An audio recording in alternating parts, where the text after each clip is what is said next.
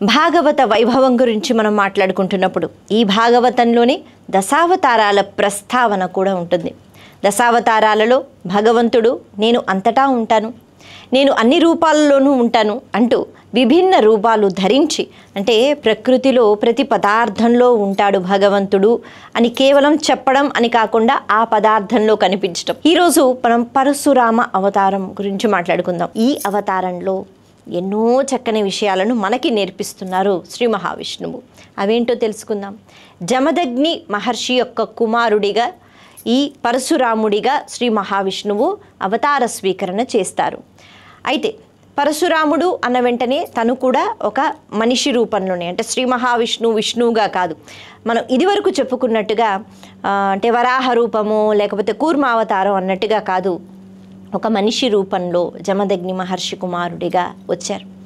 అయితే ఈ పరశురాముడికి పరశురాముడు అనే పేరు ఎలా వచ్చింది? తన పేరు భార్గవరాముడు, కానీ తను శివుణ్ణి మెప్పించి, అంటే తపస్సు చేసి శివుడు ఒక గొడ్డలిని ఇచ్చాడు, ఒక పరశువుని ఇచ్చాడు. అలా ఆ పరశువుని పుచ్చుకున్నాడు కాబట్టి పరశురాముడు అనే పేరు వచ్చింది ఈ భార్గవరాముడికి. ఇప్పుడు శివుని దగ్గర విశేషమైన ఈ ఆయుధాన్ని తీసుకున్న తర్వాత శివుడు చెప్తాడు, ఎక్కడైతే అధర్మం నీకు కనిపిస్తుందో అప్పుడు ఈ ఆయుధాన్ని వాడు. పరశురాముడు కూడా నా దగ్గర ఈ ఆయుధం ఉంది కదా అని నచ్చినట్టుగా ఎప్పుడూ ప్రవర్తించలేదు. అయితే ఒకానొక సమయంలో దేవతలకి రాక్షసులకి పైలోకంలో భయంకరమైన యుద్ధం జరుగుతున్నప్పుడు సహాయం కోసం పరశురాముని పిలిచారట.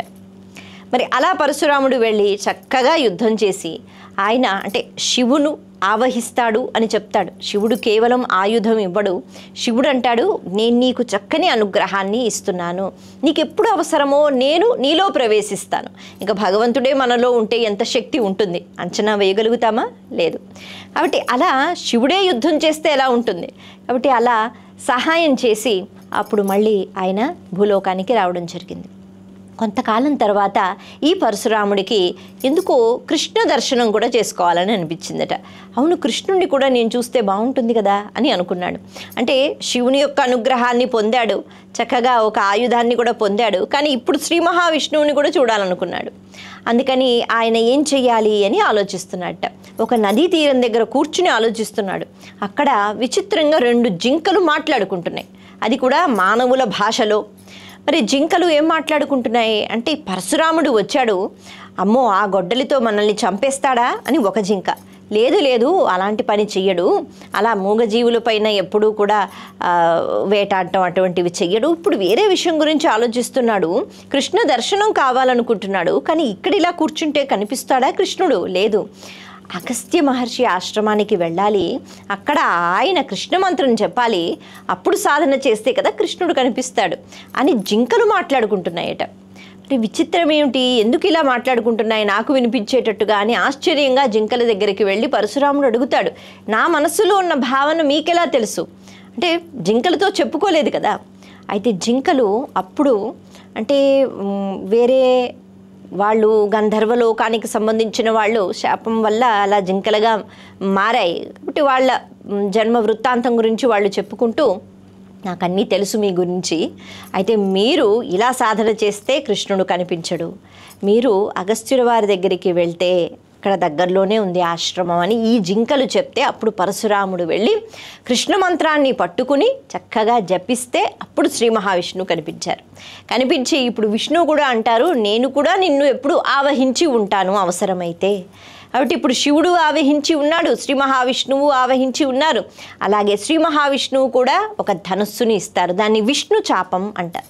శ్రీ మహావిష్ణువు అంటారు, ఎప్పుడో ఒకప్పుడు మళ్ళీ నేను నీకు కనిపిస్తాను, అంటే రామావతారం రూపంలో. అందుకే అలా రాముడిగా నేను కనిపించిన తర్వాత నువ్వు మళ్ళీ ఈ విష్ణు చాపాన్ని నువ్వు అందించినప్పుడు పోల్చుకుంటావు నేనే అని, అప్పుడు నేను నీలోంచి బయటికి వెళ్ళిపోతాను అని అలా అనుగ్రహాన్ని ఇస్తారు. మొత్తానికి పరశురాముడు ఇటు శివానుగ్రహాన్ని విష్ణు అనుగ్రహాన్ని పొంది ఉన్నాడు.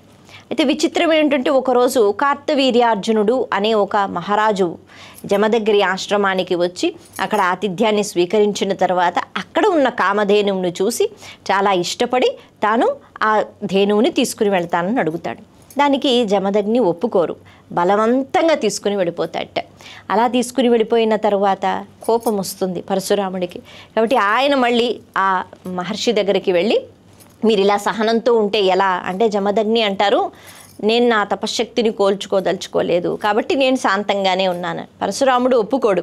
ఆయన వెళ్తాడు, ఈ కార్తవీర్యార్జునుడిని నిలదీస్తాడు. ఆయన నేను ఇవ్వను అంటాడు. ఇస్తావా, యుద్ధం చేస్తావా, చస్తావా అంటాడు. నేను చచ్చిపోతాను కానీ ధేనువుని ఇవ్వను అంటాడట. అప్పుడు చంపేస్తాడు. పరశురాముడికి బోళ్ళంత బలం కదా, చంపేసి ధేనువుని తీసుకొస్తాడు. మరి ఇక్కడితో ఆగిందా? కాదు. ఇప్పుడు ఈ కార్తవీర్యార్జుని యొక్క కుమారులు వాళ్ళు పరశురాముడు ఆశ్రమంలో లేని సమయం చూసి జమదగ్నిని వాళ్ళు చంపేస్తారు. చంపిన వెంటనే తల్లి రోధిస్తూ ఉంటుంది బాధతో. పరశురామ పరశురామ అని గట్టి గట్టిగా పిలుస్తూ ఉంటుందట, కేకలు వేస్తూ ఉంటుంది. అప్పుడు అడవిలో ఎక్కడో ఉన్నాడు పరశురాముడు, కట్టెల కోసం వెళ్ళాడు. అయితే తల్లి 21 సార్లు రోదన చేసిందట, పిలుస్తోందట. లెక్క పెట్టుకున్నాడు పరశురాముడు దూరంగా వింటూ. అలా తల్లి దగ్గరికి వచ్చి తన తండ్రి అలా మరణించాడని చూసి కోపంతో, తల్లి ఈ క్షత్రియులందరూ ఇలాంటి వాళ్ళే, వీళ్ళని నేను సర్వనాశనం చేస్తానని ఆవేశపూరితంగా 21 సార్లు నేను నీ ఆత్రనాదం విన్నాను, నువ్వు నన్ను పిలుస్తున్నప్పుడు విన్నాను. 21 సార్లు భూమండలం అంతా తిరిగి తిరిగి క్షత్రియుల్ని అంతం చేసేస్తాను అని ఆవేశంగా తిరిగి అందరినీ చంపడం మొదలుపెట్టారట. అప్పుడు చాలా సమయం తర్వాత పితృదేవతలు ఒకసారి కనిపించి, ఇంత ఆవేశం అవసరం లేదు అంటే అప్పటికే భూమిని అంతా జయించుకున్నాడు. అప్పుడు పితృదేవతల మాటలు విని శాంతించి భూమినంతటినీ కశ్యప ప్రజాపతికి అప్పచెప్పి ఈ పరశురామ అవతారము అన్నది నెమ్మదిగా తాను ఒక ప్రదేశానికి వెళ్ళి కూర్చుని అది అవతార పరిసమాప్తి చేసినట్టుగా మనకి పరశురామ అవతారం చెప్తుంది.